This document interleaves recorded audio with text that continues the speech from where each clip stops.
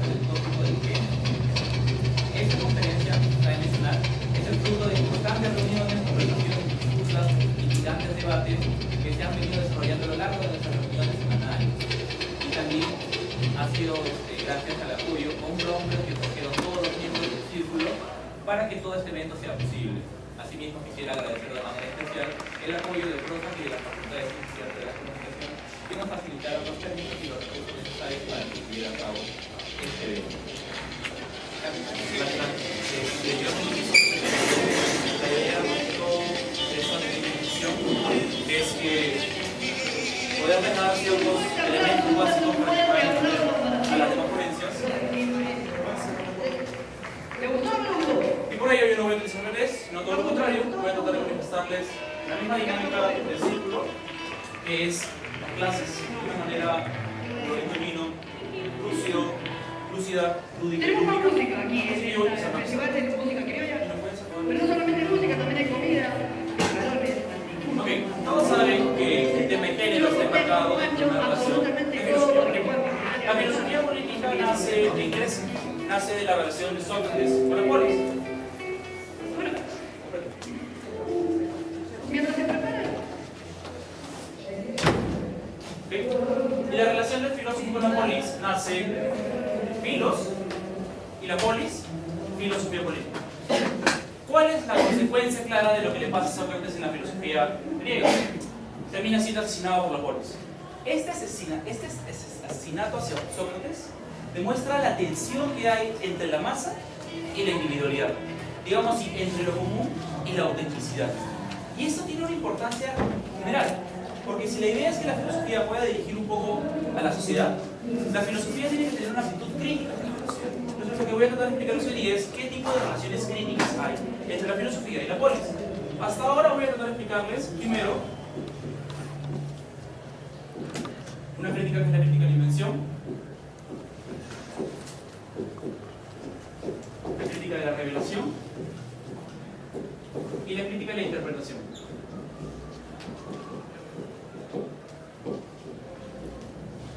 La relación del filósofo con la polis primero puede ser de una revelación. Por ejemplo, no sé cuántos de ustedes han escuchado del mito de la caverna, en la cual Platón hace decir a Sócrates que hay unas cuantas personas encerradas en una caverna, y estas personas encerradas en una caverna lo único que empiezan a ver son sombras. Han nacido ahí, digamos que mágicamente por fines pedagógicos.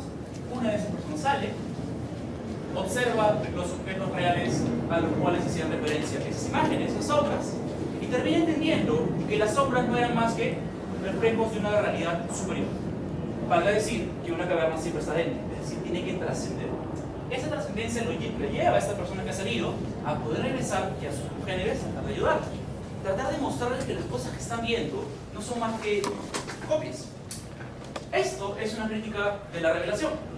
Es una crítica de la persona que ha conocido entes superiores para poder regresar y mostrar una verdad absoluta. Podríamos irlo comparando en el ámbito del género con esencia. Hay una esencia propia de la persona que tenemos que ir revelando a ellos. Si van a irme entendiendo poco a poco, es cuando dices que las personas que no están dentro de esa esencia heteronormativa como masculino y femenino son personas enfermas. Si no estás dentro de esta esencia, eres una persona degenerada. Es el nombre de nuestro evento. La segunda crítica es la crítica de la invención, que es una crítica más moderna. Es decir, no hay un valor universal, sino hay que crearlo. El valor universal no nos antecede. Acá vamos a recordar, por ejemplo, a los contractualistas franceses. Por ejemplo, el hombre vive en un estado de naturaleza. El estado de naturaleza es el momento en el cual la gente hace lo que le da la gana, hay un libertinaje total. Y como hay un libertinaje total, tenemos que ponerle ciertas reglas, ciertas pautas. Vamos a inventar un estándar. Ese estándar tiene que ser eminentemente racional. En ese sentido, la regla que vamos a generar ya no va a estar fuera de la caverna, sino va a estar dentro. Pero no vamos a tener la necesidad de salir. Simplemente vamos a crear algo que podría estar afuera. Eso ustedes lo van a ver en Kant. Kant tiene un término que es el imperativo categórico. El imperativo categórico es ciertas pautas morales para poder seguir tus acciones. Entonces Kant te va a crear ese tipo de pautas para que lo sigas. En el tema de género tiene una característica claro. Luego, la siguiente crítica es la crítica de la interpretación. Es una de las críticas más contemporáneas. ¿Cuál es la idea de esta crítica? La crítica es, igual seguimos dentro de la caverna, Y a partir de las relaciones intersubjetivas que tenemos y se han ido creando históricamente en la caverna, vamos a empezar a crear nuestras normas a las cuales debemos de seguir. Digamos, la historia va a ser como una línea de progreso. Y esta línea de progreso, para poder seguirla y llegar, digamos, hacia nuestra finalidad, ¿qué tenemos que hacer? Empezar a analizar históricamente cómo se ha venido dando este progreso, para al final entender hacia dónde debe apuntar el progreso de la humanidad. Lo mismo va a suceder en el tema de género. Ahora, punto importante, aquí va a estar personas mujeres y personas con Marx.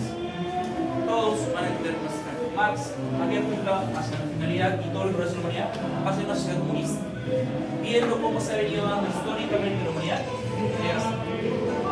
Obviamente es una crítica de carácter inmanente, empieza a ver en base a las predicciones que están dentro de la caverna. No creamos nada, sino empezamos a deducir. Es como si el filósofo es un pequeño detective y empieza a analizar como que poco a poco las pistas que le van dando la historia, y en base a estas pistas que le van dando la historia va a llegar, falta esta pista, pues esto es lo que debe suceder. Entonces hacia aquí está apuntando la sociedad. Lo mismo va a ser el tema género. Más o menos como se ha venido dando, imagínense. Ha habido luchas primero por la libertad de los esclavos, luego ha habido luchas por la libertad de las libertades feministas, y ahora debe haber libertades de otro tipo en el ámbito de género. Entonces, ¿para dónde debe ir apuntando la sociedad? ¿Qué pasa si la sociedad no está yendo hacia ese lado? Acá empieza a haber una tercera crítica, que es la crítica que se va a utilizar contemporáneamente. La crítica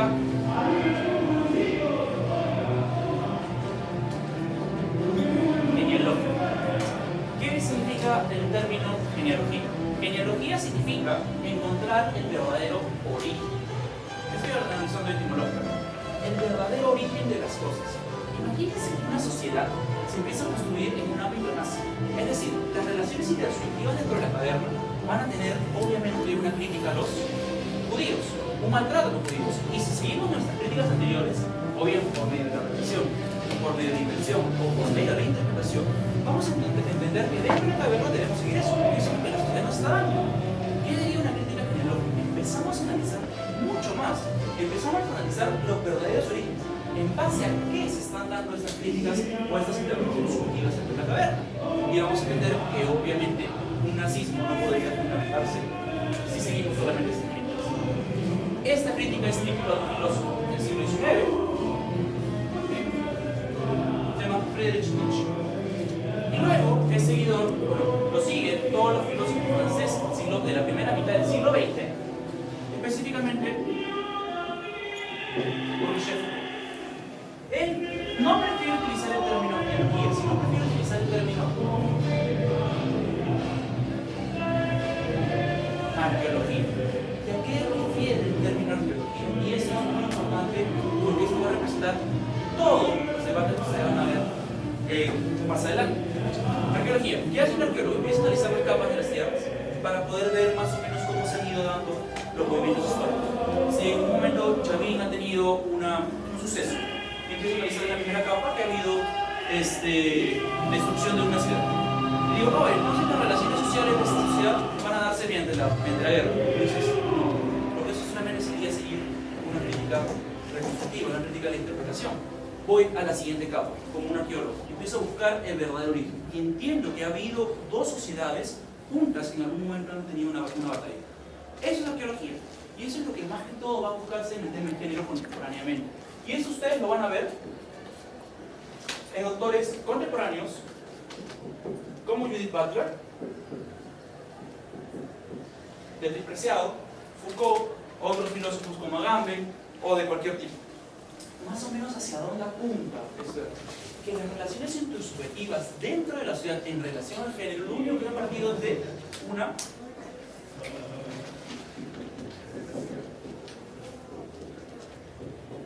heteronormatividad. Las normas se van a dar solamente en base a masculino y en base a femenino. Es solamente eso. Y un término de Derrida, el falo-homosexual, que junta dos términos. El término de falo y el término de logos. La relación histórica de la sociedad solamente ha sido en base masculina y en base de la razón. Pero hay otro tipo de cosas, por ejemplo las emociones, por ejemplo los sentimientos, y todo tipo de otro tipo de opciones en el ámbito del género. Ahora, ¿cómo se empieza a relacionar el género aquí? Acá empezamos a ver la caída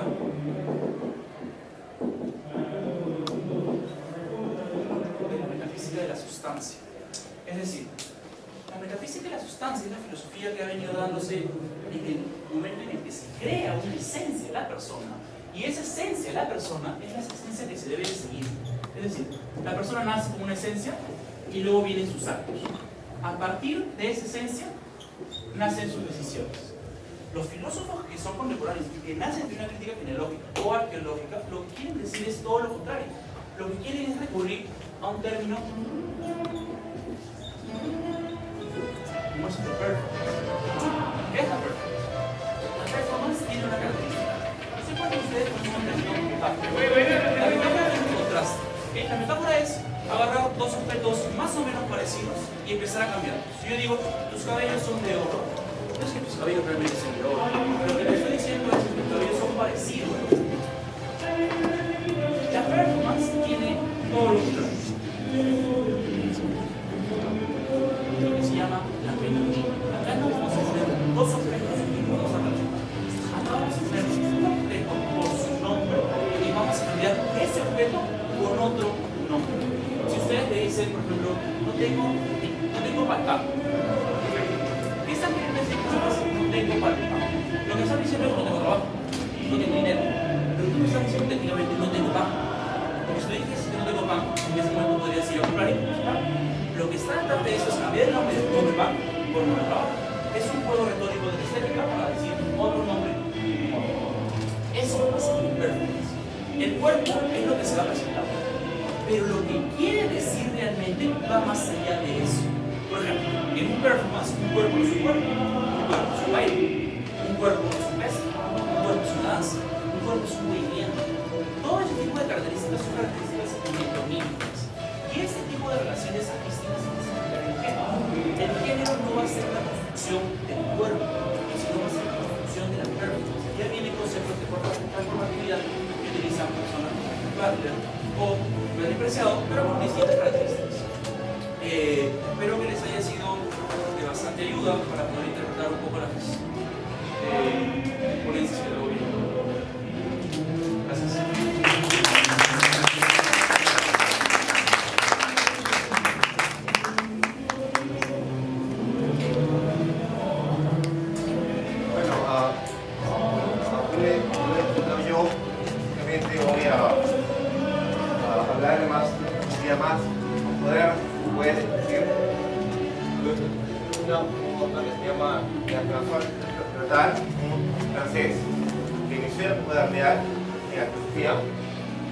Básicamente el ciclo se llama la transformación al lenguaje corporal, transformativo, alternativa al Lyotard.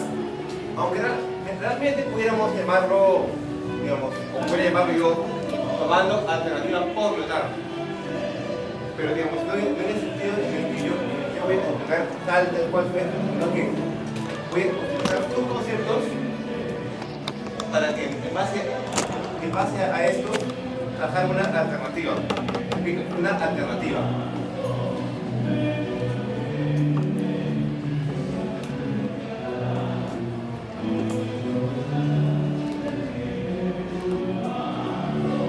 ¿Qué pasa ahí?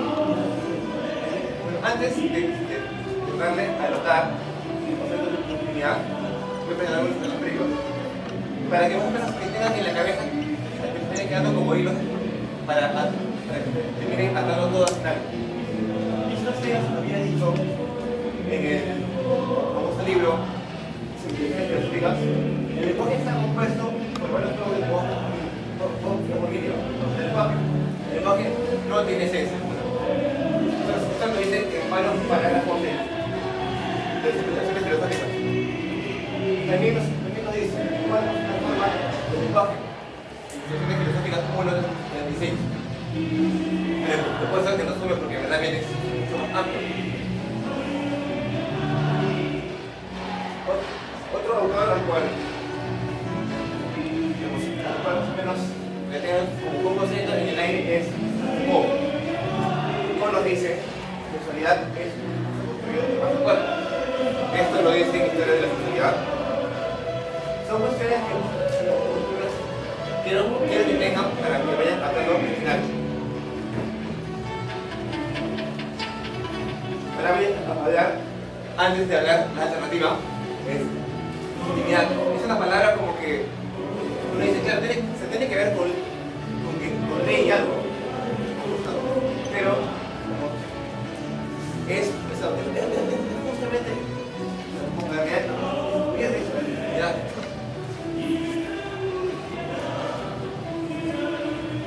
Una forma de intimidad es pone el total, es la ley revelada.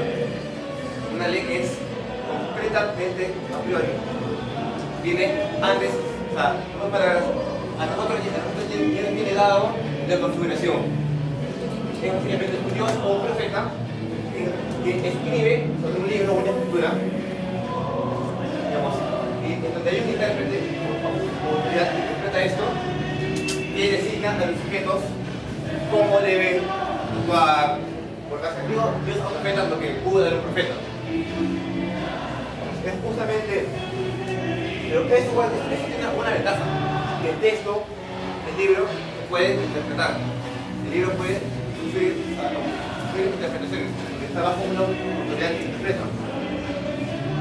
Eso es una ventaja que guarda la ley revelada. Pero como digo, no obstante, esta ley es completamente autónoma del sujeto. El sujeto no se da la ley. Otra es la ley que se dice autónoma. La ley que nosotros conocemos aún guarda ciertas ventajas.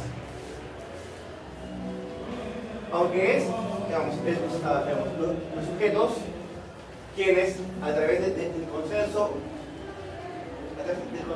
hacen una ley escrita, aunque esa ley puede seguir reformándose constantemente, esa ley vuelve a recaer sobre los sujetos. Pero con aparatos como por ejemplo el educativo o otro tipo de aparatos, pues, esta ley, como digo, termina determinando el sujeto y el sujeto se vuelve a ser determinado por esta ley.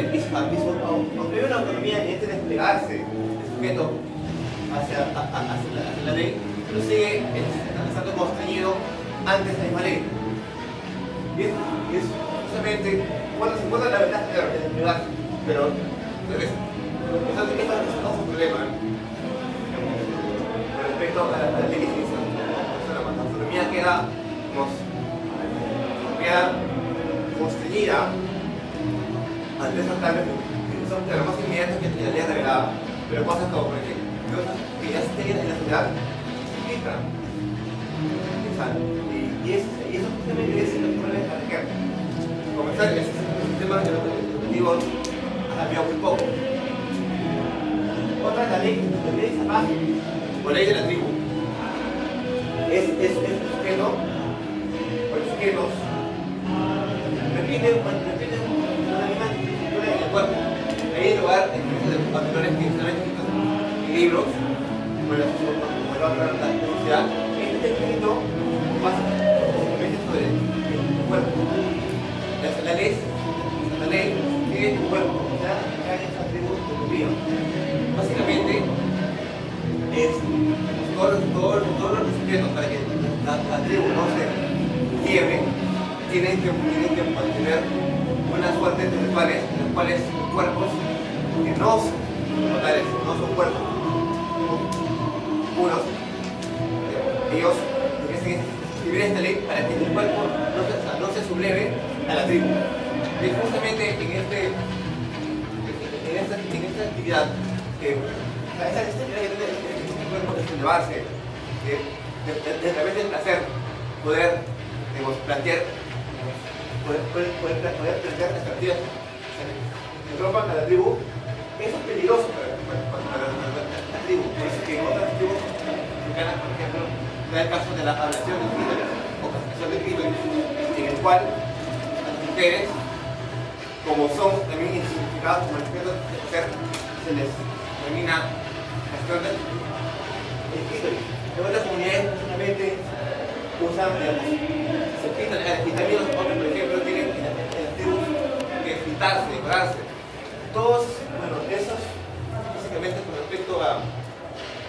Ahora voy a mostrar un poco más lo que sería la alternativa de flotar. La alternativa de flotar, digamos,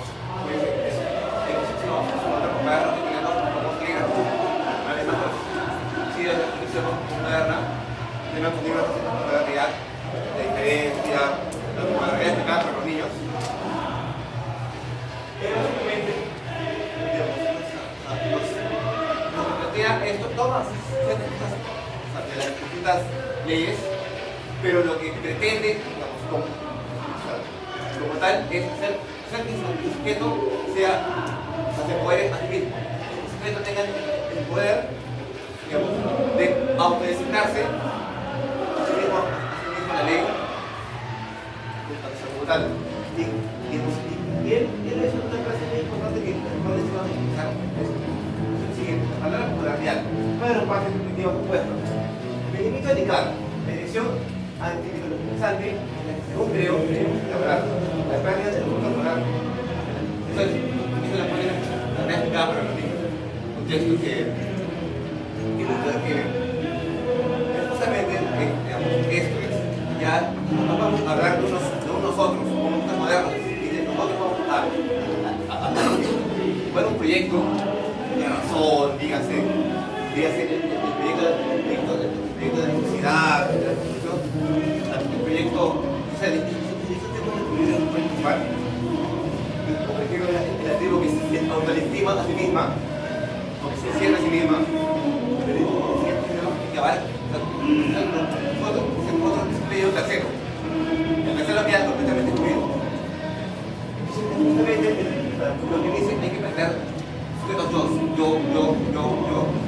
Individualidad, sí, puede ser de esta manera. Pero básicamente, digamos, el asunto que llama, ¿cómo plantear esto? ¿Cómo plantear estos sujetos que nos dominan?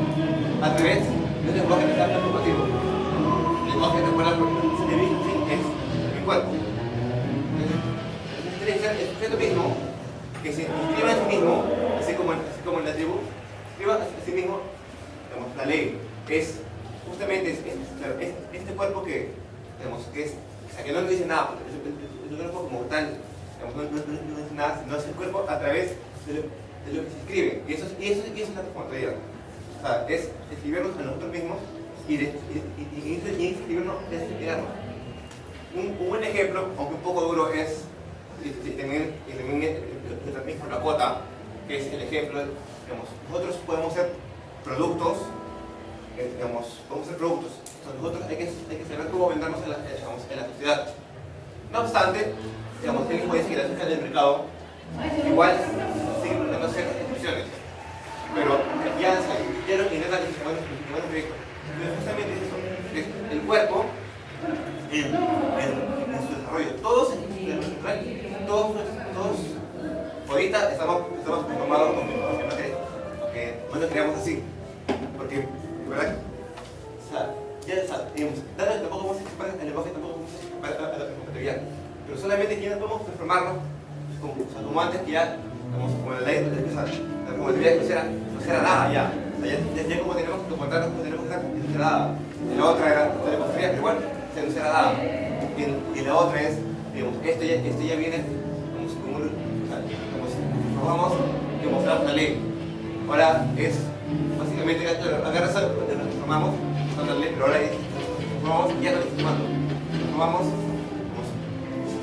mostrando algo que queremos transmitir, un mensaje, todos lo estamos transformando. Ahorita, por ejemplo, unas pueden estar usando aretes, otras pueden estar usando ahorita la vida, y es porque está queriendo, digamos, enviar un mensaje. Y es justamente eso, en eso enviar un mensaje. Yo, por ejemplo, ahorita estoy vestido con camisa porque quiero en sí transmitir un mensaje, claro, no, si hubiera venido con terno, hubiera querido hacer una imposición, pero vengo a venir con tomando de una manera mucho más suelta. Porque si hubiera venido a contarlo, hubiera pensado, claro, que soy un gran impositor, pero luego, como digo, a veces es como una especie de simpleza. Todo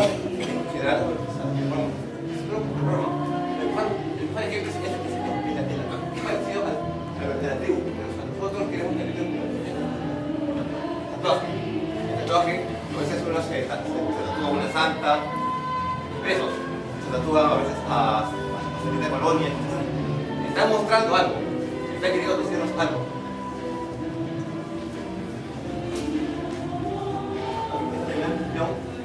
Gracias.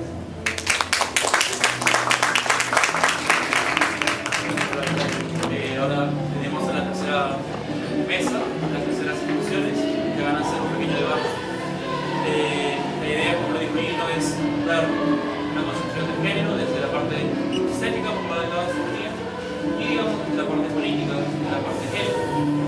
Eli es estudiante de ciencias políticas de la Universidad Católica, es militante de izquierda universitaria y miembro del Centro de Filosofía. Así que le voy a dar pase a Eli unos 5 minutos y si desean más revisas.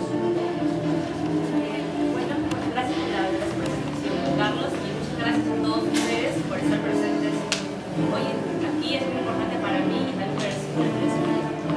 Yo quería iniciar, hablar un poco más del género disputa, pero en la parte política. Y es ahí donde quiero iniciar o tratar de empezar con mi persona. Mi persona se considera una persona sumamente política, que ve la política en todos los ámbitos de su vida. Y es por eso, y es quizás esta una de las primeras razones para la cual yo tengo un primer acercamiento con la filosofía. La filosofía para mí es importante porque es un arma, y en sí creo que para todos es un arma de interpretación de la realidad, es decir, nos ayuda a entender las cosas que pasan en la vida diaria. Y hay una frase que a mí me gusta mucho y que acostumbro usar, que es: el mejor regalo que la filosofía nos puede dar es la capacidad de unir a las personas. Y creo que aludo a esto porque quiero hacer un enlace directo con la política. La política, o lo que se entiende como política, es pues una disputa constante de un grupo de personas o de personas por el poder, por obtener el poder. Y no solo un poder representativo, es decir, de poder llegar a cargos de poder, sino tan simple o cosas tan sencillas como relacionar diario, que sería pues una relación amorosa, erótica, sexual con tu pareja. Por ejemplo, en mi caso, yo creo que el primer lugar de inscripción de todos los principios políticos, filosóficos, es la propia persona. O sea, no solo la mía, sino que de cada uno de ustedes. ¿Por qué? Porque es ahí donde se inscriben, es decir, en nuestro actual diario se inscribe todo eso que nosotros queremos, todo eso que nosotros podemos pensar acerca de la política, del género, de la filosofía. La política, creo yo, que es una utopía. Pero una utopía no porque sea algo irrealizable o algo imaginario, porque si lo pensamos como algo imaginario, decimos: oye, eres una soñadora, estás pensando en cosas que no van a pasar, cosas irreales. No, sino como ese deseo, ese anhelo, ese horizonte al que tú deseas alcanzar. ¿Para qué? Para buscar, en mi caso, un mundo mejor en el cual vivir. No un mundo feliz, sino un mundo mejor en el cual las personas pues, puedan ser mucho más libres. Y usar su género no como un ente opresor, sino todo lo contrario. Que este género nos libere, nos libre, nos ayude a ser personas más desenvueltas, personas que podamos vivir como deseemos y como queramos. Y bueno, es ahí que yo me identifico como mujer, estoy orgullosa de ser mujer y soy feminista. Feminista no en el término solo de la clase de feminismo al que estamos acostumbrados, que es aquel que lucha por la libertad de la mujer, por el empoderamiento de la mujer. Creo que ese tipo de feminismo está muy pasado de moda. Yo creo que había un feminismo de una tercera ola, un feminismo contemporáneo que lucha no por la mujer, no por un solo ser, sino por la humanidad. Es decir, que los seres humanos sean mucho más libres, como ya lo mencioné, que puedan vivir en una diversidad plena, que puedan ser como ellos desean. Y es ahí donde quiero mencionar el acto de performatividad. Yo soy una mujer no como un acto performativo, no como un acto impuesto, es decir, aunque yo nací pues biológicamente con una vagina, tengo senos, o sea, físicamente me identifico como una mujer. No, yo no actúo como mujer, yo no me siento orgullosa de ser mujer por lo biológico que tengo, sino porque yo decido ser así. Mi mujer es ir contra el sistema, es ir contra las reglas impuestas, es decir, yo actúo como quiero. Por ejemplo, el que tú seas una ama de casa y tengas tus hijos, pero si tú lo deseas, está bien. Eso no te hace oprimida.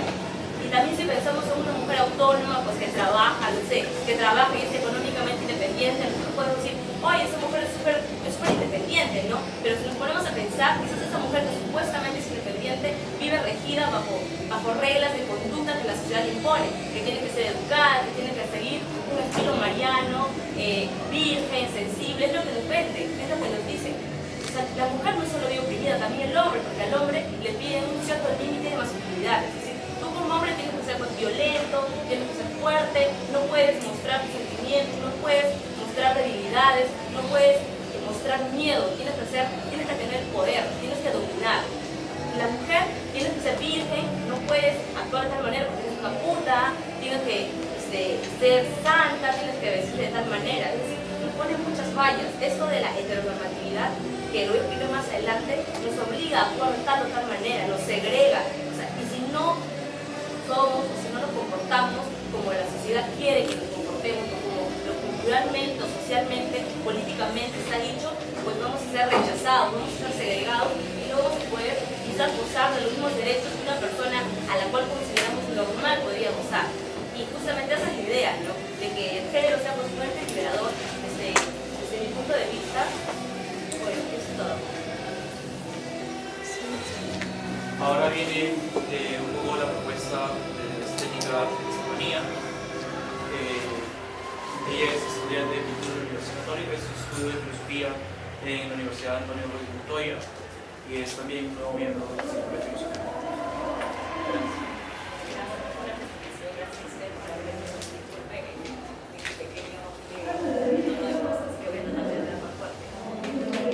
Pensando que no voy a dar cuestiones teóricas que parten a mi persona de aprender la experiencia que estamos tratando, que no solamente ser filósofos que las teorías que no quieren hablar, creo que es el artístico, pero este arte, el tema, entre comillas, este artístico nos da el derecho de ser creador, nosotros como tema de poesía,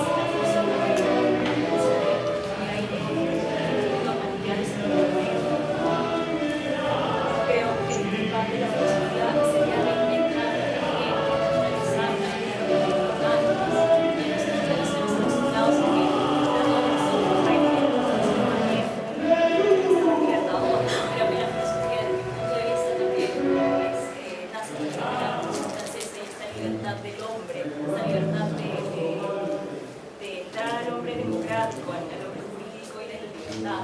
Considero como tradición el movimiento feminista, pero no lo considero actualmente. Yo no me considero mujer, ¿qué me considero? Obviamente para mí la homosexualidad y la heterosexualidad existen. Es absurdo. O sea, el sexo vivo desde un punto de vista. Yo no puedo categorizar a alguien.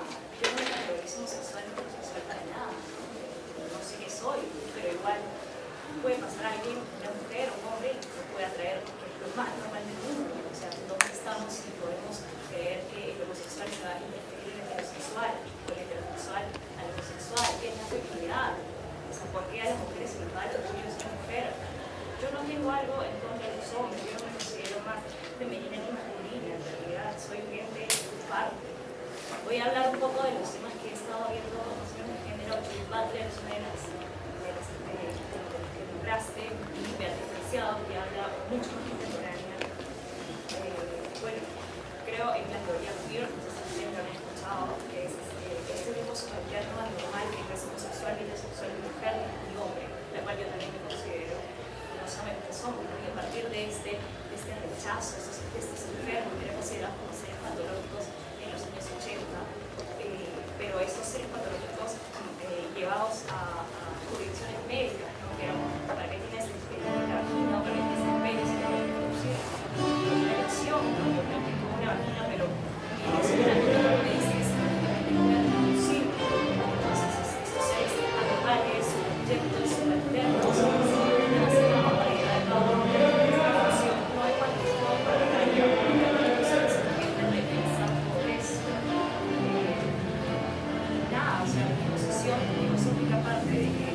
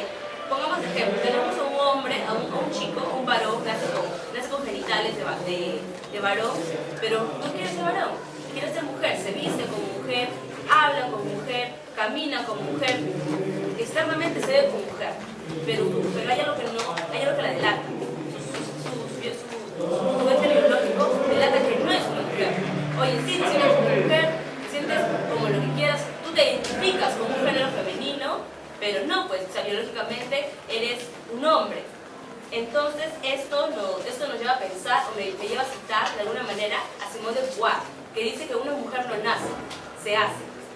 Y es acá también donde entra el acto de Butler, o sea, que es un acto performativo, o sea, esa persona está actuando. Ok, y quiero poner un ejemplo acá, no sé si conocen a Sergio Cava. Sergio Cava es un músico, es un guitarrista, rockero. Él nació anatómicamente siendo varón, pero quiere cambiarse de sexo y ahora se llama Fiorella Cava. Se actúa como mujer, controla su voz, controla su forma de caminar, externamente se ve una mujer, pero no es una mujer. Entonces eso nos lleva a preguntar a qué es lo que podemos definir o a qué es a lo que podemos llamar mujer. O sea, esto es natural. O sea, esta mujer me dice que yo nazco, yo porque tengo una vagina tengo que actuar de tal manera, o porque tengo un pene tengo que actuar de tal manera. Mi crítica va hacia eso. Mi crítica va hacia que no considero de que porque yo nazca como algo natural, como algo biológico, se me tengan que imponer o se me tengan que dar estereotipos. Es decir, porque eso limita mi desarrollo. ¿Por qué tengo que yo, si nací de tal manera, seguir tales reglas o comportarme de alguna manera determinada? Eso me lleva a pensar por el género, incluso es presocial. Nosotros ni siquiera nacemos y ya el hecho de que en una radiografía o este tipo de análisis para saber qué sexo es, ya te dicen, oye, va a ser mujer, oh, qué hermoso, le voy a comprar, pues, no sé, un vestido rosado, le voy a comprar en muñeca, ella va a ser doctora, o ser varón, oh, le voy a comprar ropa azul, le voy a comprar un carro, no sé, soldados. Ni siquiera nacemos, ni siquiera somos seres humanos, que nos impone qué tipo de actitudes o qué tipo de roles tenemos que tener en esa sociedad. Esto es un guión armado, ni siquiera estamos en los seres humanos que ya se nos está diciendo qué tipo de actitudes tenemos que tener. Por ejemplo, acá quiero citar o poner a actores de teatro. Los actores de teatro, antes de salir de escena, tienen un preludio, es decir, tienen un ensayo, una práctica para que se escena de tal manera. ¿Cuál es nuestro género? Nosotros tenemos un preludio, es decir, actuamos de una manera previamente aprendida, un guión social, actuamos para los demás. Ni siquiera porque nosotros decimos hacerlo, sino citando a Goffman y a Foucault, que son los sociólogos, actuamos para que los demás nos perciban, para satisfacer a las demás personas, actuamos porque creemos que somos natural, pero no es. Y eso justamente es lo que dice el padre. O sea, lo que tú actúas no es natural, tú asumes que es natural, porque es como un poder. Eso se naturaliza tanto que tú crees que tu actuación, se ve que es normal, pero no, se está mentalizado en eso, se ve como natural, pero es normado, porque permite, incluso por el sistema de estructura política que genera esto de la heteronormatividad, que te obligan a ti no solamente a ser femenino y masculino, que es una identidad de género que es muy diferente a una identidad sexual que es ser heterosexual, bisexual, lesbiana. O sea, son cosas parecidas que dependen mutuamente, pero no son iguales. Esta heteronormatividad no solamente es un binario que nos divide entre femeninos y masculinos, sino que también te divide en que necesariamente tienes que ser heterosexual, que necesariamente te tienes que ser mujer, te tiene que gustar un hombre, que si eres hombre te tiene que gustar una mujer. Si es que no encuadras en esto, esa característica, eres excluido, eres un cuerpo a pie, eres rechazado, no solo excluido de un discurso político, social, cultural, sino también te privas de ciertos derechos, eres visto como anormal, se te pone como un término patológico. Yo creo que desde ahí la política puede hacer mucho, pero no una política solamente con un discurso, estoy completamente en contra de eso. Mi forma de hacer política, por eso lo decía, era lo político es personal, desde el acto amatorio hasta el acto más puramente discursivo es político. Y es ahí que tampoco concuerdo con Estefanía cuando dice que la educación es un medio justamente para regir esos discursos, ¿no? Sí, por mucho tiempo lo ha sido, y lo es, ¿sabes? Es algo que nosotros podemos ver, que lo podemos ver en el diario. La educación que tenemos es occidental. Lo que primero tenemos son de autores occidentales, una cultura que ni siquiera es nuestra, nos han colonizado, y es una cultura que lo sabemos, pero creo, todo porque también se Foucault, porque todo eso se ha reglamentado, el mismo Estado nos vigila, se ha vigilado por todas partes.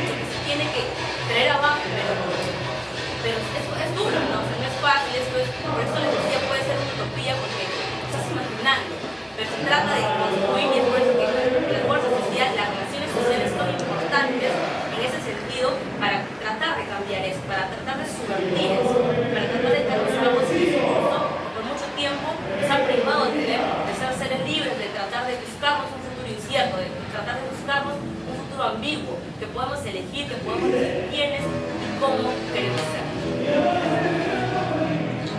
Ha sido la segunda intervención de ella. Yo he dicho cosas bastante directas. Tal vez no se me enseñó mira.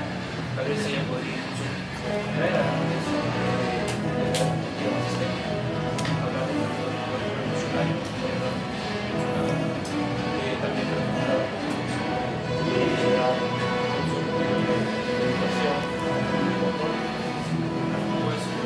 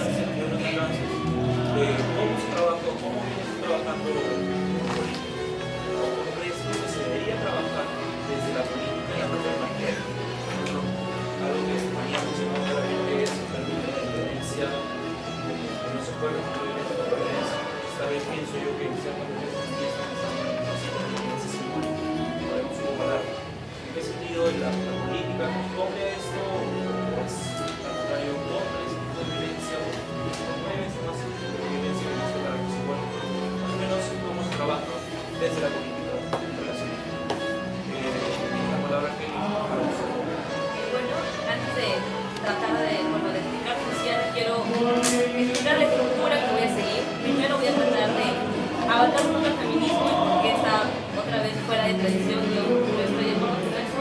Lo otro es porque creo que incluso el género, la sexualidad, tienen que ser políticos. Y lo último, bueno, es a partir del punto político, desde mi vida más personal, cómo respondo esa problemática del género como violencia simbólica. Y bueno, el feminismo, yo creo que no está fuera de tiempo, todo lo contrario, lo vengo mencionando, es que no ha quedado claro, lo vuelvo a decir por tercera vez, es un feminismo contemporáneo, que incluye a todas y a todos. Y uso a todos y a todos para, o sea, incluso siguiendo ese término binario, ¿no? Biológico, pero a todos los seres humanos sí, es una lucha constante con todos. Y pasado de moda tampoco creo, sí, un inicio comenzó como una lucha solo para la emancipación de la mujer. Y no podemos decir que solo es para eso, tampoco podemos tratar de rechazar que hoy el feminismo sí lucha por la mujer. No podemos obviar, incluso en nuestro propio país, que hay mujeres que son asesinadas a diario, asesinadas por sus esposos porque esos creen que son sus dueños, porque esos creen que esas mujeres les pertenecen. Entonces no creo que ese feminismo que lucha por la mujer también esté pasado de moda, todo lo contrario, porque vivimos en un país altamente machista, de un país altamente patriarcal. En toda Latinoamérica, no solo el Perú, pero el Perú es uno de los primeros países sumamente machistas, y creo que también por eso el feminismo lucha, sí, no estamos minorizando, estamos tratando de desprestigiar el lucha del feminismo por la mujer. Yo creo que es necesario, yo me considero una feminista, yo pertenezco a muchos movimientos feministas, uno de ellos con los cuales trabajo con mi organización es STEM, que lucha por las mujeres, porque la mujer tenga derecho al aborto libre, porque la mujer pueda decidir sobre su cuerpo, porque se cree que el cuerpo de la mujer no solo le pertenece al marido o al hombre, sino también le pertenece al Estado. Por eso el Estado cree que puede hacer con nosotros lo que quiere. Creo que es una condición sumamente errónea. Y también por los hombres, porque justamente a los hombres, como yo lo mencioné, te exigen una valla bien alta, te exigen que tú seas un macho, que tú seas un fuerte, que tú no puedas llorar, que tú no puedas tener cualquier tipo de conducta. Y es por eso que yo creo que es necesario que emerjan esas nuevas masculinidades, esas nuevas formas de ver a lo masculino. Que no, o sea, que eso no se patologice, que eso no diga, ah, no, qué horror, todo lo contrario, que se reformule, que sea contrarrevolucionario, que puedas tratar de ser subversivo, ese masculino tuyo, y puedas generar nuevas formas de ser masculino, libremente, sin necesidad de patrones, sin necesidad de roles impuestos, sin necesidad de que te digan cómo tienes que actuar. Y por eso creo, y incluso poniendo a la comunidad gay, o sea, a los varones que les gustan los varones, ellos son los más excluidos en ese país. Esas personas son las que a diario mueren, y cuando son agredidos son llevados a hospitales, y en los hospitales no los atienden. ¿Por qué? Porque son gay, que se mueran, pues. Porque son, o sea, ¿quién les manda a ser así? Son tratados de sucios, cochinos, asquerosos, enfermos. Y esto no es algo que yo estoy inventando, esto cada uno de ustedes, o sea, de todas y todos acá presentes, lo vemos a diario en la calle. Yo lo veo, y por eso creo que es importante, o sea, no solamente luchar por esa mujer oprimida, sino también por ese varón que sufre, que tiene derecho a llorar, que tiene derecho a ser libre, pero que lamentablemente no se le permite. Y lo otro, también muy relacionado, porque creo que la política sí tiene que ver en ese tema de género y en ese tema de sexualidad. Yo no rechazo la individualidad del ser humano, todo lo contrario. Es importante, creo que acá tenemos que mencionar dos esferas. Hay una esfera individual y una esfera social.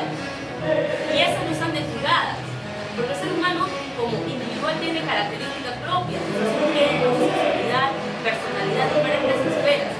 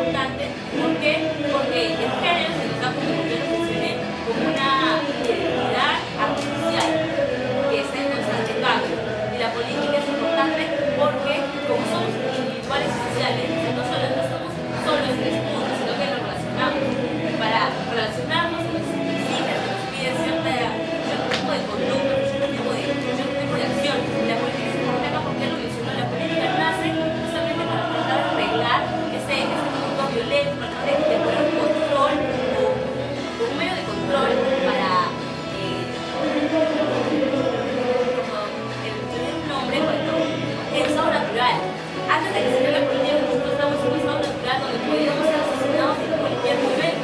Y es por eso que es necesaria la política para tener un contrato de que se los respete, de respeta a la política, porque a cada uno de nosotros